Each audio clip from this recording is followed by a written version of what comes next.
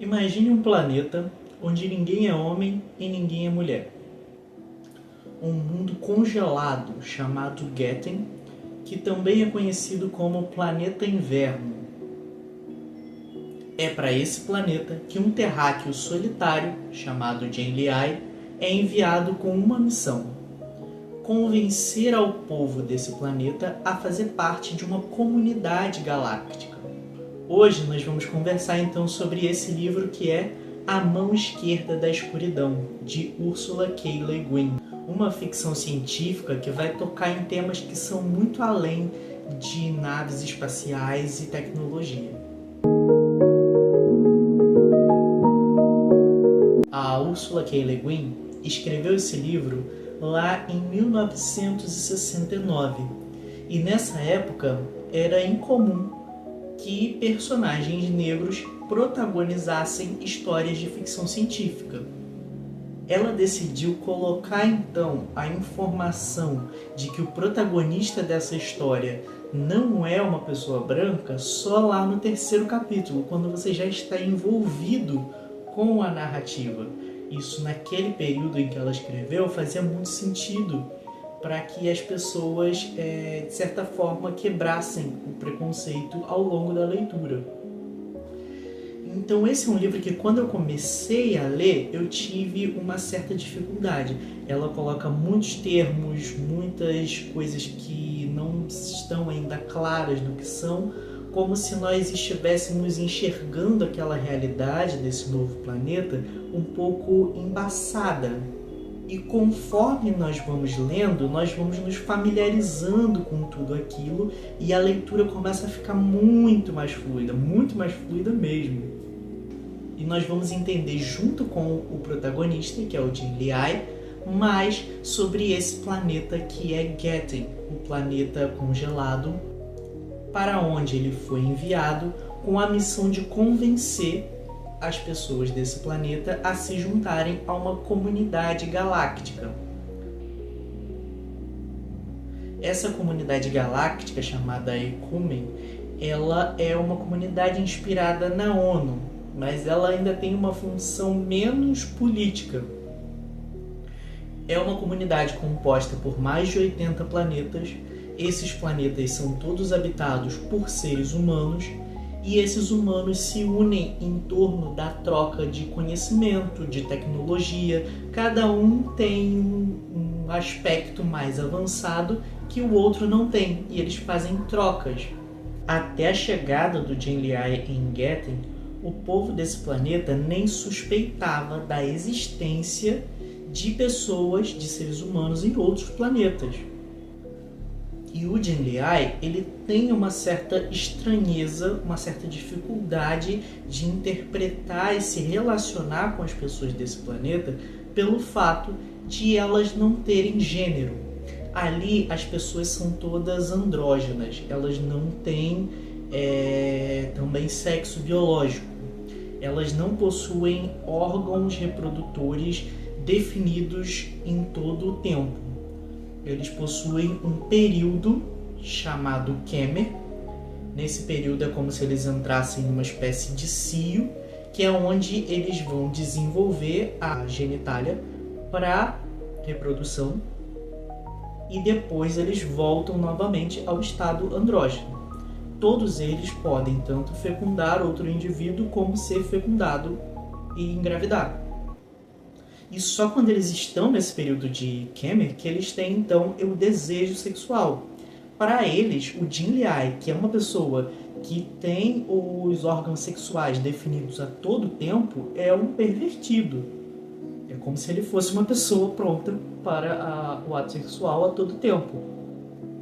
E a autora, ela vai mostrar como que a ausência do gênero impacta em muitos aspectos dessa sociedade. Como que isso modifica as relações sociais.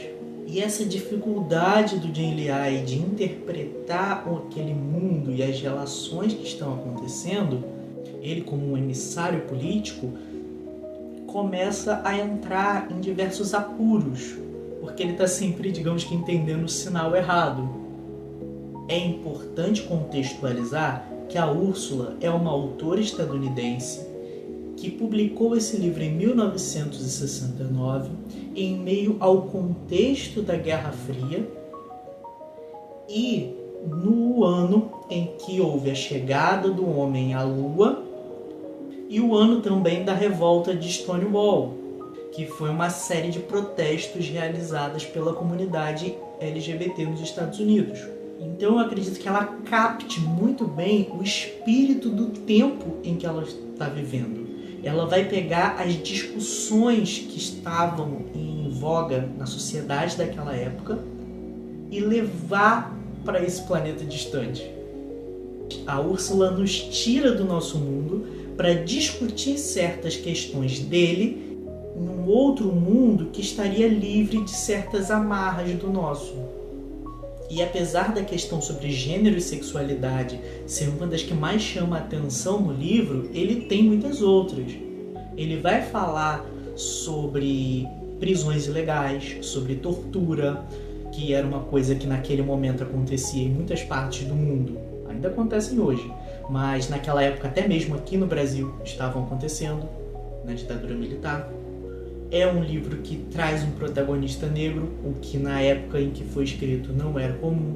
Ela vai trazer aqui questões filosóficas e religiosas fortes, que ela bebe muito no taoísmo.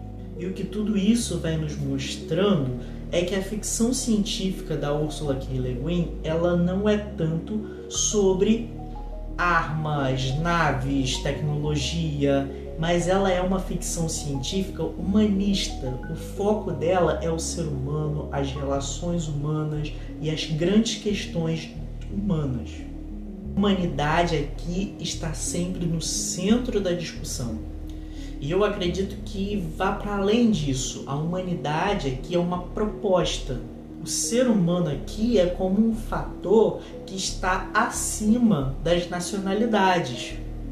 Nós vemos isso nessa organização interplanetária onde seres humanos cooperam, compartilham seu desenvolvimento com os outros. Por quê? Porque eles colocam esse fator, o ser humano, como algo que está acima, que está além dos interesses das nações e dos planetas.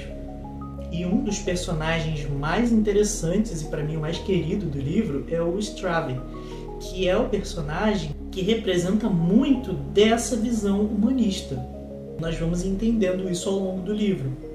E como nós estamos fazendo uma leitura aqui em 2025 desse livro de 1969, é preciso ressaltar que naquela época a Úrsula ela tenta imaginar essa sociedade sem o gênero, ao mesmo tempo em que ela estava numa sociedade fortemente marcada pelo gênero. Então, apesar de as pessoas aqui não terem gênero, mas elas passam uma impressão muito masculina. Às vezes dá uma ideia de que todos os personagens aqui são homens. A própria autora, anos depois da publicação do livro, ela vai começar a pensar nesse sentido. De que ao pensar uma sociedade sem gênero, na verdade ela só removeu o feminino. Por isso é importante sempre a contextualização e a devida crítica ao ler. Todas as obras de ficção científica, apesar de estarem pensando num futuro, numa outra realidade, o autor que as escreve também está em um contexto e em uma realidade, que ele não consegue escapar.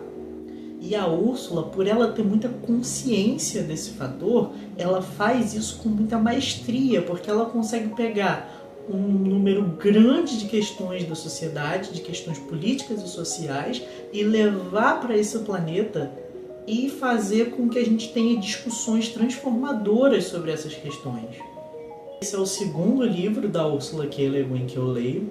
O primeiro foi Lavínia, que nós já temos vídeo aqui no canal.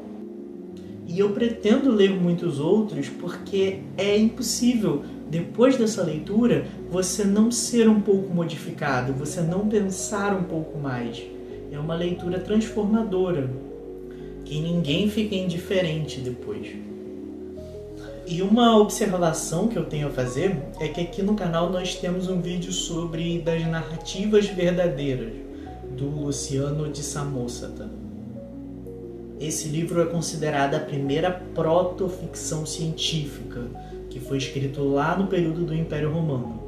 E na parte do livro em que ele fala sobre uma viagem à Lua, a Lua lá é um planeta habitado somente por homens, e esses homens eles geram os seus filhos pela perna. Agora eu não me lembro se é na coxa ou é na panturrilha. E o que eu achei muito interessante é que desde lá do primeiro século a ficção científica já estava abordando essa questão de outras possibilidades para relações de gênero, de outras possibilidades de mundo onde o gênero funcionasse de uma maneira diferente. E se você é uma pessoa que não foge das provocações e quer expandir o seu horizonte mental, com certeza A Mão Esquerda da Escuridão é um livro para você.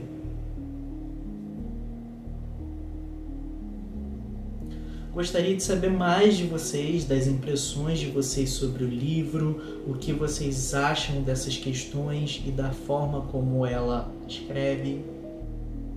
E se vocês se interessaram em fazer essa leitura, certo?